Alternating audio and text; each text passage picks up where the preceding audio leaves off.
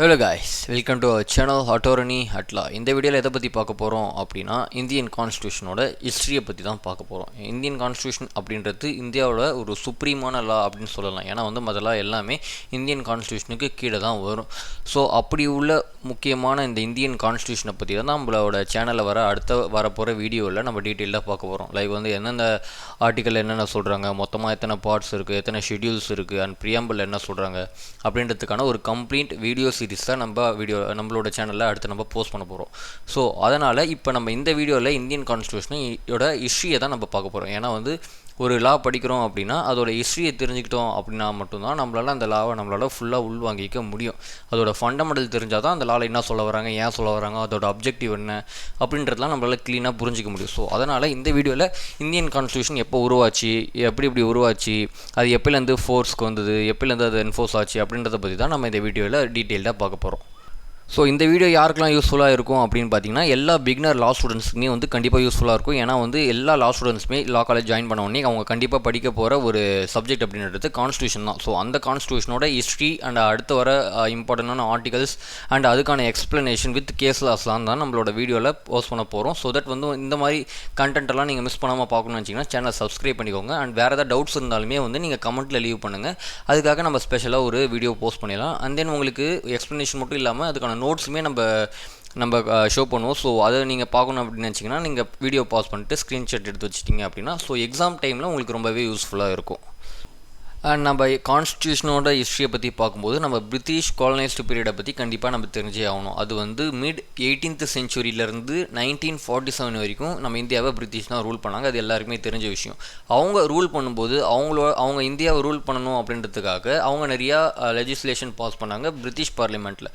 For example government of India act 1858, government of India act 1919 and 1935 அந்த மாதிரி நிறைய act pass பண்ணாங்க. And லாஸ்ட்டாக பாஸ் பண்ண act government of India act 1935. So இதில் தான் federal structure and provincial attorney அந்த மாதிரி ரொம்ப முக்கியமான விஷயங்கள்லாம் அந்த கவர்மெண்ட் ஆஃப் இந்தியா ஆக்ட் 1935 சாராம்சமாக இருந்தது.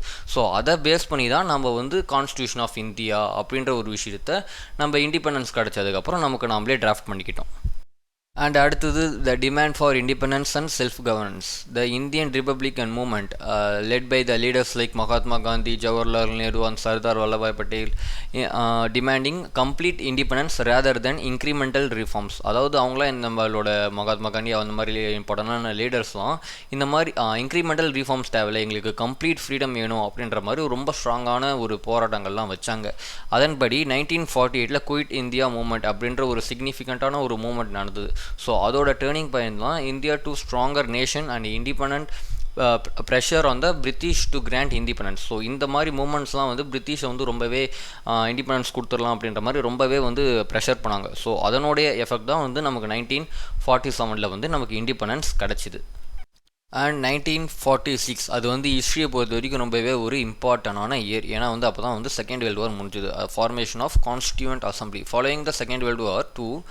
Following the World War II, the British government, pursued by the Indian leaders and politicians, developed and agreed to form a constituent assembly to draft an Indian constitution.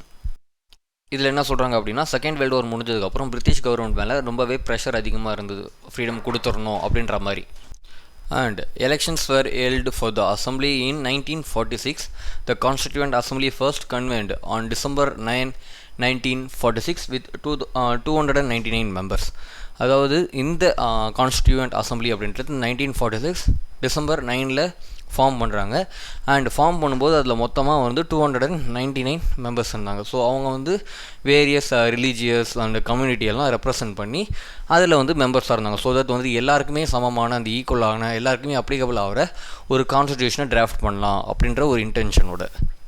And 1946 to 1949 இந்த drafting கமிட்டியோட work இருந்தது, which is led by doctor B.R. Ambedkar and 7 other members. So இவங்க எல்லாருமே சேர்ந்து தான் அந்த constitution drafting கமிட்டியில் முக்கியமான ஆளுங்களாக இருந்தாங்க. ஸோ அவங்க எல்லாருமே தான் சேர்ந்து இந்த டிராஃப்ட் பண்ணாங்க. அண்ட் அதோட ஹெட்டாக நம்மளோட டாக்டர் B.R. அம்பேத்கர் இருந்தாங்க. ஸோ இந்த assembly held 114 days of debate. So பார்லிமெண்ட்டில் 114 டேஸ் இதுக்கு டிபேட் நடந்தது. லைக் எல்லாருக்குமே அப்ளிகபிள் ஆகுமா, இந்த ஐடியாலஜி எல்லாருக்குமே செட் ஆகுமா, like secularism, democracy, equal equality, federalism அந்த மாதிரி முக்கியமான கான்செப்ட்ஸ்லாம் பற்றிலாம் டிஸ்கஸ் பண்ணாங்க.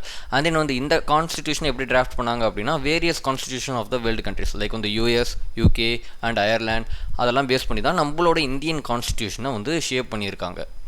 அண்ட் அடுத்தது adoption and implementation of constitution. So இதெல்லாம் எல்லா ஒர்க்கும் முடிஞ்சதுக்கப்புறம் November 26, 1949 வந்து கான்ஸ்டியூஷனை வந்து அடாப்ட் பண்ணுறாங்க. லைக் வந்து அன்றைக்கி தான் வந்து நம்ம வந்து நேஷ்னல் லா டே அப்படின்னு செலிப்ரேட் பண்ணுவோம். அண்ட் இது எப்போ வந்து எஃபெக்ட்டுக்கு வந்தது அப்படின்னா January 26, 1950 தான் இது வந்து எஃபெக்ட் ஆகுது. ஸோ அன்றைக்கி தான் வந்து நம்ம ரிபப்ளிக் டேவாக செலிப்ரேட் பண்ணுறோம். அண்ட் தென் வந்து இந்த கான்ஸ்டியூஷனை வந்து என்ஃபோர்ஸ் பண்ணும்போது பில் பாஸ் பண்ணும்போது அதில் இருந்த மொத்த ஆர்டிகல்ஸ் அப்படின்றது வந்து 395 ஆர்டிகல்ஸ் இருந்தது and 22 parts and 8 schedule. So நம்மளோட அப்கமிங் வீடியோஸில் இந்த ஆர்டிகல்ஸ்லாம் என்ன, இந்த பார்ட்ஸ்லாம் என்ன, இந்த ஷெடியூல்ஸ்லாம் என்ன சொல்கிறாங்க அப்படின்றத பற்றி நம்ம டீட்டெயிலாக பார்க்கலாம். அண்ட் வந்து நம்மளோட டாக்டர் B.R. அம்பேத்கர் தான் வந்து ஆர்கிடெக்ட் ஆஃப் இந்தியன் கான்ஸ்டியூஷன் அப்படின்ற மாதிரி சொல்கிறாங்க. ஸோ இதுதான் வந்து நம்மளோட இந்தியன் கான்ஸ்டியூஷனோட ஹிஸ்ட்ரி. ஸோ பிரிட்டிஷ் காலனிஸ் பீரியடில் இருந்தோம். அப்புறம் அவங்க நம்மளை ஆள்றதுக்காக நிறைய ஆக்ட்ஸ் வந்து அவங்களோட பிரிட்டிஷ் பார்லிமெண்ட்டில் பாஸ் பண்ணியிருந்தாங்க. ஸோ அதெல்லாம் வந்து நம்மளோட லிமிட்டட் பவர்ஸ் தான் இருந்தது. ஸோ நம்மளோட நேஷ்னல் லீடர்ஸ்லாம் வந்து எங்களுக்கு வந்து ஃபுல் அட்டார்னி வேணும், ஃபுல் பவர் வேணும் அப்படின்ற மாதிரி இந்த குயிட் இந்தியா மூமெண்ட் அப்படின்ற மாதிரி நிறைய மூமெண்ட்ஸ்லாம் ரன் பண்ணாங்க. ஸோ அடுத்து வேர்ல்டு வார் 2 முடிஞ்சதுக்கப்புறம் UNOலாம் ஃபார்ம் பண்ணதுக்கப்புறம் நமக்கு பிரிட்டிஷ் வந்து நம்மளோட ஃப்ரீடம் கொடுத்துட்டாங்க. ஸோ கொடுத்ததுக்கப்புறம் நம்ம எல்லாருமே சேர்ந்து நமக்கான கான்ஸ்டியூஷனை நம்மளே உருவாக்கிட்டோம். நம்மளோட இந்தியாவுக்கு எப்படி செட் ஆகும். ஸோ நம்ம இந்தியாவை பொறுத்த வரைக்கும் யூனிட்டி இன் டைவர்சிட்டி. ஸோ நிறைய ரிலீஜியன், நிறைய கல்ச்சரான பீப்புளெலாம் இருக்காங்க. ஸோ அவங்க எல்லாருக்குமே செட் ஆகிற மாதிரி அப்படின்ற மாதிரிலாம் ரொம்ப பார்த்து நிறைய பேரோட ஓட்டிங் அதெல்லாம் வச்சு பேஸ் பண்ணி தான் நம்மளோட இந்தியன் கான்ஸ்டியூஷனை டிராஃப்ட் பண்ணி 1950 அதை வந்து நம்ம வந்து அடாப்ட் பண்ணி யூஸ் பண்ண ஆரம்பிச்சிருக்கோம். ஸோ இதை பேஸ் பண்ணி தான் நம்ம இந்தியாவில் மற்ற லெஜிஸ்லேஷன், லாஸ் எல்லாமே பாஸ் பண்ணப்பட்டது. ஸோ இதுதான் வந்து நம்ம இந்தியன் கான்ஸ்டியூஷனோட மொத்த ஹிஸ்ட்ரி. அண்ட் இப்போ கரண்ட்டாக பார்த்தீங்க அப்படின்னா நிறைய அமெண்ட்மெண்ட்ஸ்லாம் பண்ணி, நிறைய ஆர்டிகல்ஸ்லாம் ரிப்பீல் பண்ணி, நிறைய ஆர்டிகல்ஸ்லாம் இன்க்ளூட் பண்ணி, நிறைய ஆல்ட்ரேஷன்லாம் பண்ணியிருக்காங்க. ஸோ இதை நம்ம தனியாக வந்து அமெண்ட்மெண்ட் செஷனில் பார்க்கலாம். ஸோ இந்த வீடியோவில் நீங்கள் தெரிஞ்சிக்க வேண்டியது நம்ம இந்தியன் கான்ஸ்டியூஷனோட ஹிஸ்ட்ரி என்ன, அது எப்படி பாஸ் பண்ணாங்க, ஸோ அதன் பின்னாடி இருக்கிற ஒரு பேக்ரவுண்ட் ஹிஸ்ட்ரியை தான் நம்ம இந்த வீடியோவில் பார்த்தோம். ஸோ இந்த வீடியோ தெரிஞ்சுக்கிறது மூலிமா உங்களுக்கு வந்து நம்ம கான்ஸ்டியூஷனோட ஒரு அண்டர்ஸ்டாண்டிங் அண்ட் அதோட அப்ஜெக்டிவ் எல்லாமே நீங்கள் தெரிஞ்சுக்கலாம். ஸோ எக்ஸாமில் கேட்டாங்க அப்படின்னா ஸோ இதை நீங்கள் எழுதினீங்க அப்படின்னாலே உங்களுக்கு வந்து நல்ல மார்க்ஸ் கிடைக்க வாய்ப்பு இருக்குது. ஸோ அவ்வளோதான் ஃப்ரெண்ட்ஸ் இந்த வீடியோ. நம்ம அடுத்த வீடியோவை நீங்கள் பார்க்கணும்னு வச்சிங்க அப்படின்னா நம்ம சேனலை மறக்காமல் சப்ஸ்கிரைப் பண்ணி வச்சுக்கோங்க. ஸோ அடுத்த வீடியோவில் நம்ம வந்து ஒவ்வொரு ஆர்டிக்கலாக, ஒவ்வொரு பார்ட்டாக, ஒவ்வொரு ஷெடியூலாக நம்ம வந்து பிரேக் டவுன் பண்ண போகிறோம். தேங்க்யூ ஃபார் வாட்சிங்.